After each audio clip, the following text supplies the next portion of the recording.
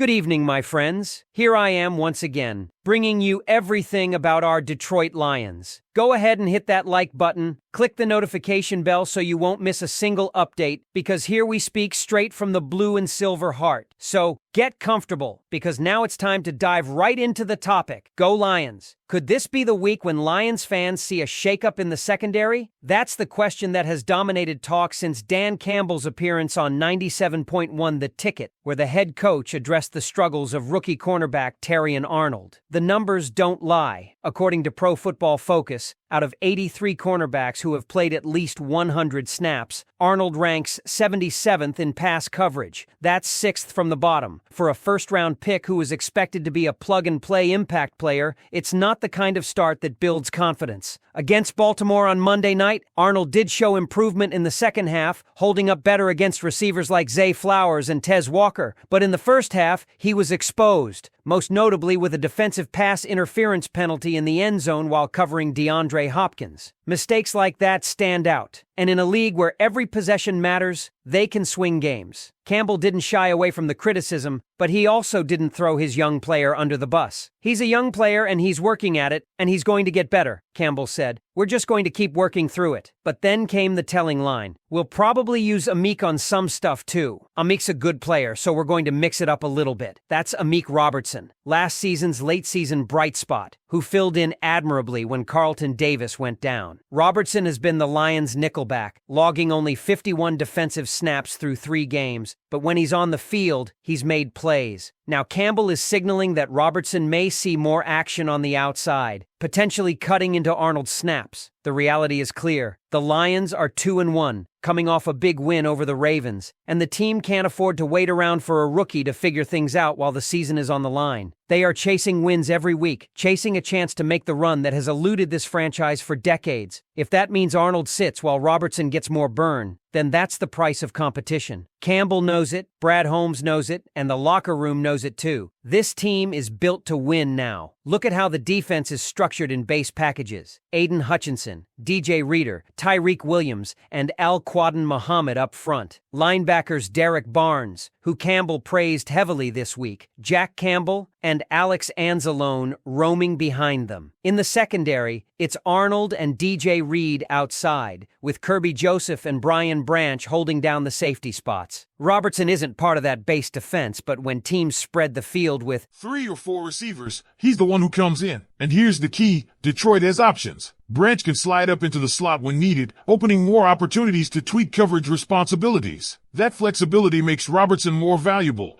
and it could be the edge that reshapes how this secondary looks moving forward. The debate among fans has already started. Should Holmes have drafted Cooper DeJean instead of trading up for Arnold? DeJean has the versatility and playmaking pedigree that some analysts thought fit better in Detroit's scheme. Arnold was the choice, and his talent is undeniable, but results matter. Lions fans have been waiting too long for this team to put it all together, and patience is thin when the Super Bowl window feels within reach. And that's what makes this such a critical storyline heading into the weekend. Will Campbell stick with the rookie, trusting that the second half against Baltimore was a sign of growth? Or will he ride the steadier hand of Robertson, a player who's shown he can rise to the moment? This isn't just about one position. It's about the identity of a team that refuses to let anything hold it back. So here's the question I'll leave for you. Do you believe Terrion Arnold deserves the time to play through his struggles, or should Amik Robertson step in right now to maximize Detroit's chances of winning? Let me know in the comments, because this is the kind of decision that could shape the course of the Lions season. And that's where the tension really lies, between long-term investment and short-term urgency. Terrion Arnold was drafted to be a cornerstone, a lockdown corner who could grow alongside Detroit's rising core. Brad Holmes traded up to get him, believing Arnold's ceiling was worth the risk. Fans remember that move because it wasn't a small bet, it was an aggressive one. But the NFL doesn't hand out patience, especially when your team is coming off a playoff run and carrying the weight of expectations like never before. Every snap feels magnified, every mistake judged under the spotlight of a fan base desperate for glory. Think about what this means for the locker room. Veterans like Alex Anzalone and Derek Barnes are pouring everything into this season. Aiden Hutchinson has emerged as one of the most disruptive defensive ends in football, constantly commanding double teams and still finding ways to get home. Brian Branch is playing with fire, delivering the kind of versatility that allows Aaron Glenn to get creative in his alignments. Those guys are giving everything, and when you've got a rookie corner struggling on the outside, the ripple effect can undo all that hard work up front. If one weak link allows opposing offenses to find a mismatch, then suddenly your defensive line pressure doesn't matter, your linebackers' discipline doesn't matter, it all comes undone. That's why Campbell's comments hit so hard. When a head coach publicly says he's ready to mix it up, that's not just coach speak. That's a signal. It's a challenge to Arnold, but it's also a promise to the rest of the roster. Only the best will play. And if that best happens to be Robertson, then that's who's going to see the field. There's no room for politics, no room for draft pedigree to outweigh performance. Campbell has built this team on accountability, and this is the latest test of that standard. Robertson isn't perfect. He's undersized, and bigger receivers can muscle him around. But he's aggressive, instinctive, and brings an edge that fits the Lions' defensive DNA. His late-season surge last year gave this coaching staff confidence, and it's no coincidence that Campbell singled him out. In moments like these, sometimes it's not about who has the higher ceiling but who can stabilize the defense right now, who can give you the reliable snaps that turn third downs into punts instead of first downs. And let's not overlook the context of the schedule. The Lions aren't playing meaningless games in November. They're already in the thick of matchups that will decide playoff positioning. Every week feels like a playoff game. Every opponent is scheming to expose any weakness. And if Arnold becomes the bullseye for opposing quarterbacks, you can bet they'll attack him without mercy. We saw it in Baltimore. We saw glimpses against Green Bay. And if Campbell and Glenn believe Robertson can close that door, even a little, it changes everything about how this defense operates. But here's the flip side, and it's worth thinking about. What happens if Arnold sits and his development stalls? Do the Lions risk turning a potential long-term star into a confidence-shaking question mark? It's a delicate balance. Sit him too long and you send a message that the leash is short. Play him through struggles and you risk games slipping away. That's the razor's edge this team is walking,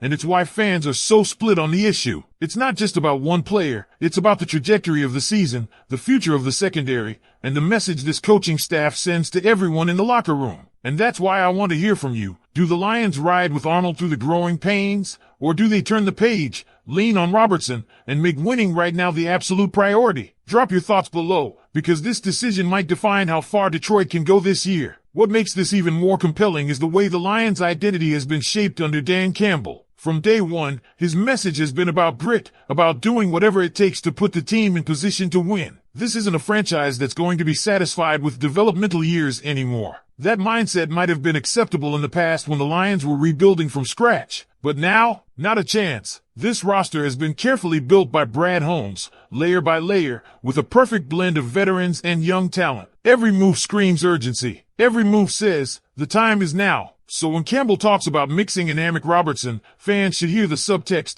This is about accountability. Terrion Arnold isn't being given a free pass because of his draft status. He has to earn it, snap by snap. And that's exactly what makes this team different from the Lions we've known in the past. For decades, Detroit too often played favorites, stuck with players longer than they should have, or lived with mediocrity because they didn't want to admit a mistake. Campbell doesn't operate that way. If you can't hold up, the next man will. That's the standard. Let's also think about the broader picture. This defense is already showing flashes of dominance. Aiden Hutchinson is playing like a man possessed. Derek Barnes is stepping up in ways that even Campbell couldn't stop praising on the radio this week. Jack Campbell continues to carve out his role as a versatile force. And then there's Brian Branch, arguably one of the most dynamic young defenders in the league, who gives the Lions the flexibility to disguise coverages and shift personnel on the fly. The pieces are there for this defense to be one of the toughest in the NFL. The only question mark has been that one corner spot opposite DJ Reed. Imagine what happens if Robertson comes in and stabilizes it. Suddenly, quarterbacks don't have that obvious mismatch to exploit. Suddenly, the pass rush gets home just a little quicker because there's nowhere easy to go with the football. Suddenly, instead of being a defense that's good,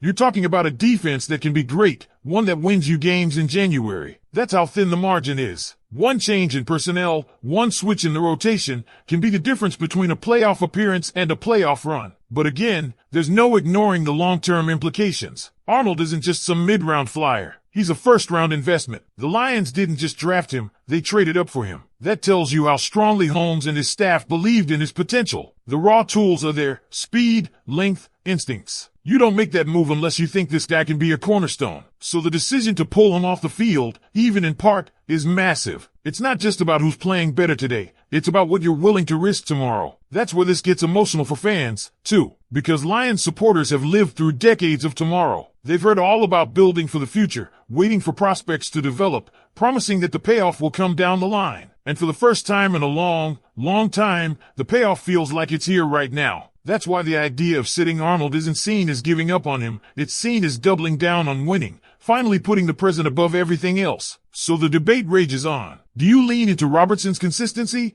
or do you gamble on Arnold's upside? Do you protect the rookie's confidence, or do you demand that he prove himself under fire? There isn't a perfect answer, and that's what makes it so gripping. This is the kind of storyline that defines seasons, that fans will look back on months from now and say, that was the turning point. And now I'll put it to you. If you were Dan Campbell, what's your move? Do you roll the dice on Terrion Arnold finding his rhythm before it's too late? Or do you ride with Amick Robertson and trust that steady play will give you the edge in this crucial stretch? Tell me what you think, because the way Detroit handles this could be the difference between heartbreak and history.